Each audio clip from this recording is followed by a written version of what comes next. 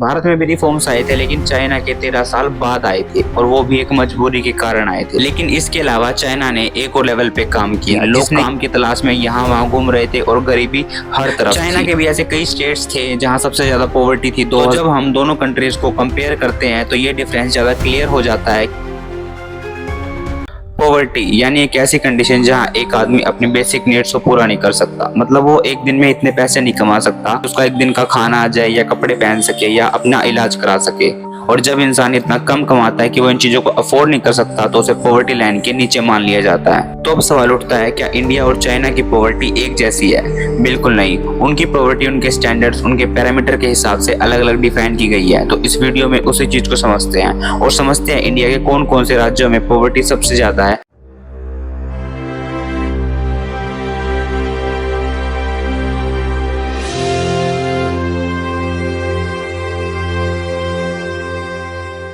India में कितने लोग पॉवर्टी से परेशान हैं उसको मेजर करने के लिए प्लानिंग कमीशन ने पॉवर्टी लाइन सेट की थी जो उनके कैलोरी इनटेक के एक्सपेंस पर बेस्ड थी। रूरल्स एरिया के लिए अलग अमाउंट थी और अर्बन एरिया के लिए अलग अमाउंट थी। रूरल्स एरिया के लिए था अगर आप 32 रुपए पर डे कमाते हो तो आप पॉवर्टी लाइन के नीचे आते हो, और अर्बन एरिया के लिए था अगर आप 47 रुपए पर डे कमाते हो तो आप पॉवर्टी लाइन के नीचे आते हो। लोगों ने इसका काफी विरोध किया। इकोनॉमिस्ट अमर्त्य सेन और सोशल एक्टिविस्ट ने बोला जो आपने पॉवर्टी लाइन सेट की है सिर्फ ये पेपर पे काम करेगी, क्योंकि अगर कोई आदमी 34 रुपए पर डे कमा रहा है तो सरकार के डॉक्यूमेंट के हिसाब से वो गरीब नहीं है। लेकिन क्या वो पॉवर्टी से स्ट्रगल नहीं कर रहा है? सरकार के डॉक्यूमेंट के हिसाब से तो वो सेफ है, रियलिटी में वो भी पॉवर्टी से परेशान है। चाइना ने भी पॉवर्टी लाइन का स्ट्रक्चर डिफाइन किया था, लेकिन वो थोड़ा सा इंडिया से अलग था। उनकी जो इनकम थी जो उन्होंने गरीब लोगों के लिए सेट की थी, मतलब जो कि पॉवर्टी लाइन से नीचे आएंगे, वो थी $1.90 और ये इनकम वर्ल्ड बैंक के ग्लोबल बेंचमार्क से मिलती थी। लेकिन इसके अलावा चाइना ने एक और लेवल पे काम किया जिसने की हेल्प की चाइना के अंदर पॉवर्टी रेट को कम करने की, बल्कि साथ साथ में चाइना की इकोनॉमी को भी आगे बढ़ाने की,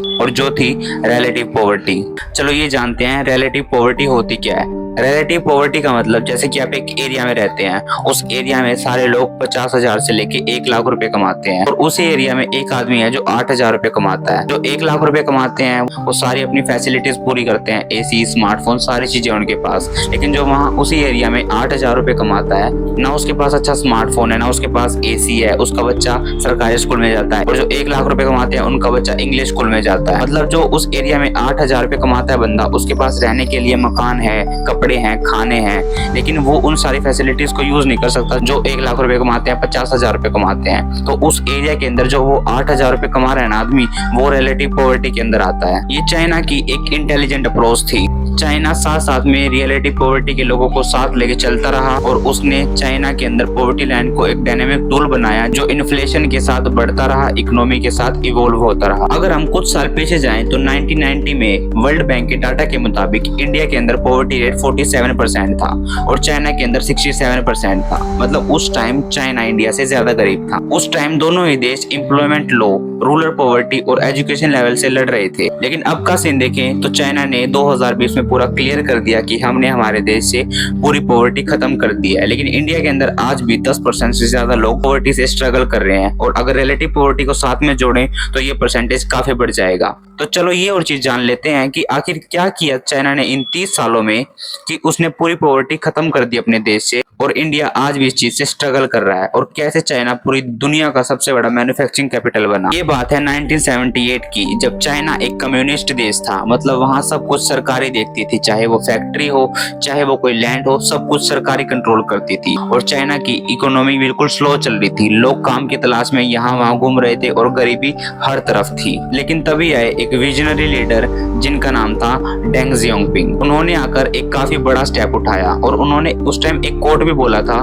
जो कि था, it doesn't matter whether a cat is black और white as long as it catches mice. मतलब ये कि ये फर्क नहीं पड़ता कि बिल्ली काली है या सफेद है, उसको तो सिर्फ चूहा पकड़ने से मतलब है। उन्होंने इस कोट को इसलिए बोला था कि उनका मतलब ये था कि ये फर्क नहीं पड़ता कि हमारा देश कम्युनिस्ट है या कैपिटलिस्ट है, अगर इससे हमारे देश को तरक्की मिल रही है तो इसको अपनाने में कोई हर्ज नहीं है। तो वो आए, उन्होंने अपने देश को कैपिटलिस्ट बनाया। मतलब पहले कम्युनिस्ट था, सारी चीजें सरकार के अंडर आती थी, लेकिन जब वो चाइना में आए तो सारी चीजों को उन्होंने कैपिटलिस्ट किया। डेंग जियांगपिंग ने कम्युनिस्ट चाइना में पहली बार मार्केट इकोनॉमी के दरवाजे खोले। उन्होंने कहा कि अब सिर्फ सब कुछ सरकार ने देखेगी, लोग अपनी प्राइवेट बिजनेसेस कर सकते हैं, प्राइवेट कंपनियां खोल सकते हैं, बाहर के देश चाइना के अंदर इन्वेस्ट कर सकते हैं और कुछ स्पेशल इकोनॉमिक जोन बनाए गए। ये जोन्स ऐसे थे जहां सरकार खुद इनको इंफ्रास्ट्रक्चर देती थी, वहां टैक्स की छूट होती थी और एक्सपोर्ट को प्रमोट करती थी और धीरे धीरे करके स्पेशल इकोनॉमिक जोन चाइना के इकोनॉमी का पावर हाउस बन गया था। वहां से सारी की सारी इनकम आती थी, जिसने की काफी हेल्प की चाइना की इकोनॉमी को आगे बढ़ाने की। ऐसा नहीं है कि भारत में रिफॉर्म्स नहीं आए, भारत में भी रिफॉर्म्स आए थे, लेकिन चाइना के 13 साल बाद आए थे और वो भी एक मजबूरी के कारण आए थे।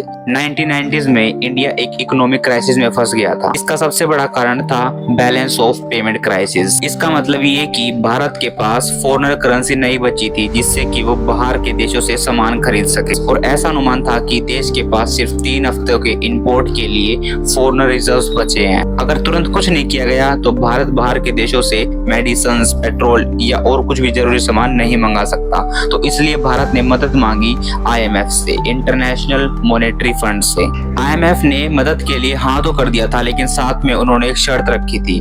उन्होंने कहा था भारत को अपनी बंद इकोनॉमी को खोलना पड़ेगा, मतलब फ्री मार्केट सिस्टम को अपनाना पड़ेगा। मतलब उस टाइम इंडिया ने भी कई चीजों पे कंट्रोल कर रखा था, उन सब चीजों से कंट्रोल हटाना पड़ेगा। और यही कारण था कि भारत के prime minister PV Narasimha Rao और finance minister doctor Manmohan Singh ने पूरी दुनिया के सामने ये ऐलान किया था भारत की इकोनॉमी को बाहर के देशों के लिए खोला जाएगा। और इस पूरी प्रोसेस को कहा गया लाइबराइजेशन, प्राइवेटाइजेशन और ग्लोबलाइजेशन, LPG। इन रिफॉर्म्स का मेन मोटिव ये था कि वो सरकार का कंट्रोल इंडस्ट्रीज पे से हटा सके, बाहर की कंपनीज को इन्वेस्ट करने के लिए अट्रैक्ट कर सके और प्राइवेट कंपनियों को बढ़ावा दे सके। पॉपुलेशन भी एक मेजर फैक्टर था। दोनों ही कंट्री दुनिया की मोस्ट पॉपुलेटेड कंट्री में से एक थी। दोनों ही कंट्री के अंदर सबसे ज्यादा पॉपुलेशन थी और दोनों का इस चीज के ऊपर अलग अलग व्यू पॉइंट था।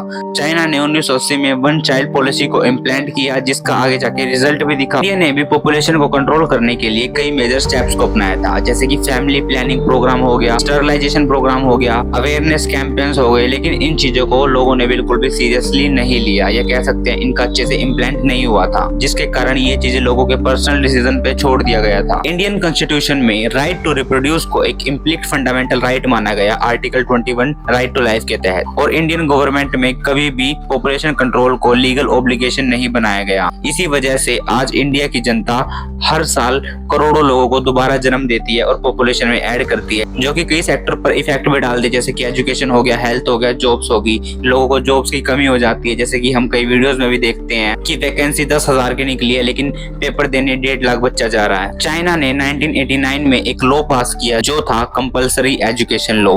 इसके अंदर रूरल और अर्बन एरिया के अंदर 9 साल के लिए एजुकेशन बिल्कुल फ्री थी और हर गांव में स्कूल खोले गए और वोकेशनल ट्रेनिंग सेंटर खोले गए, जिससे कि यूथ स्किल बेस्ड रोजगार के लिए तैयार हो सके। हेल्थ के सेक्टर में चाइना ने बेयरफुट डॉक्टर की स्कीम से शुरुआत की, जिसमें रूरल एरिया में ट्रेन पैरामेडिक को अपॉइंट किया गया जो बेसिक हेल्थ फैसिलिटीज दे सकते थे। आगे चल के ये मॉडल एक्सपेंड हुआ और पब्लिक हेल्थ इंफ्रास्ट्रक्चर में लगातार इन्वेस्ट होता रहा और 2020 तक चाइना की हेल्थ में GDP 6% तक हो गई थी। इंडिया में भी 2005 में एक स्कीम लॉन्च हुई थी जिसका नाम था मनरेगा 2005। मनरेगा मतलब था महात्मा गांधी राष्ट्रीय ग्रामीण रोजगार गारंटी अधिनियम। इस स्कीम के तहत जो गांव में लोग रहते थे उनको 100 दिन का वेज एम्प्लॉयमेंट मिलेगा, मतलब 100 दिन का रोजगार मिलेगा। इसी तरह PDS यानी पब्लिक डिस्ट्रीब्यूशन सिस्टम को फूड सिक्योरिटी एक्ट 2013 के तहत लीगल पास किया गया, लेकिन इसमें भी सबसे बड़ी दिक्कत ये थी कि ये सारा सामान लोगों के पास पहुंचाया कैसे जाएगा। सरकार ने इस चीज की जिम्मेवारी दी पंचायत को। पंचायत ने भी बांटने की कोशिश की, लेकिन लोग लेके आते थे फेक जॉब्स कार्ड्स हो गया, करप्शन हो गया। इन सब चीजों के कारण ये सब सामान गरीब लोगों के पास कभी पहुंच ही नहीं पाता था। मतलब सरकार ने दी तो हर चीज थी, लेकिन लोगों ने उसका हमेशा गलत ही उपयोग किया, जिसके कारण गरीब लोगों को वो सामान नहीं मिल पाया। इसी के अपोजिट में चाइना ने एक मॉडल बनाया जो कि सत्तावादी था पर शायद सही था, जहां ऊपर से लेके नीचे तक जितने भी आदमी बैठते थे उन्हें लोकल ऑफिशियल्स को रिजल्ट दिखाने पड़ते थे। और इसी सेंट्रलाइज्ड कमांड स्ट्रक्चर के कारण जीरो डिले सिस्टम को बढ़ावा मिला और फास्ट डिसीजन मेकिंग स्टार्ट हुई। अब बात करते हैं भारत के उन राज्यों के बारे में जिनके अंदर सबसे ज्यादा पॉवर्टी पॉवर्टी देखने को मिलती है। जो पहले नंबर पे आता है वो तो है बिहार, जो दूसरे पे आता है वो है झारखंड, फिर उत्तर प्रदेश और उड़ीसा। इनके अंदर भारत में सबसे ज्यादा पॉवर्टी देखने को मिलती है। नीति आयोग के MIP डाटा के तहत, जो कि है मल्टी डायमेंशनल पॉवर्टी इंडेक्स के तहत तो रिपोर्ट दी गई थी। आप इसको डिस्क्रिप्शन में भी चेक कर सकते हैं, ये सारी रिपोर्ट वहां भी लिखी है। बिहार के अंदर 59%, झारखंड के अंदर 42%, उत्तर प्रदेश के अंदर 37% पॉवर्टी देखने को मिलती है। ये आंकड़े सिर्फ इनकम बेस्ड नहीं है, इनके अंदर एजुकेशन, हेल्थ, जॉब सब कुछ आ जाता है। ऐसा नहीं है कि इंडिया ने पॉवर्टी बिल्कुल भी कम नहीं की थी। अब जो नई रिपोर्ट आई थी 2020 से 2021 की, उसके अंदर बिहार में पहले थी 59%, अब रह गई है सिर्फ 33%। झारखंड में थी 42%, अब रह गई है 28%। और यूपी में, जहाँ की जनता इतनी सारी है, मतलब 25 करोड़ से ज्यादा लोग वहाँ रहते हैं, वहाँ पहले थी 37% और अब रह चुकी है 20%। चाइना के भी ऐसे कई स्टेट्स थे जहाँ सबसे ज्यादा पॉवर्टी थी 2012 तक भी, जो कि था यूनान, तिब्बत, शिचाओ, हेनान। ये ऐसे स्टेट्स थे जहां सबसे ज्यादा पॉवर्टी थी उस टाइम, मतलब 70% से ज्यादा लोग यहाँ पे इन सब स्टेट्स में पॉवर्टी लाइन से नीचे थे। और फिलहाल 2025 में यहाँ पॉवर्टी 0% है। तो जब हम दोनों कंट्रीज को कंपेयर करते हैं तो ये डिफरेंस ज्यादा क्लियर हो जाता है। हमने गरीबी से लड़ने की कोशिश की है और चाइना ने गरीबी को हराने का प्लान बनाया है। वीडियो पसंद आई हो तो सब्सक्राइब करके जरूर जाना, और अगली किस टॉपिक पे वीडियो चाहिए कमेंट करके जरूर जाना।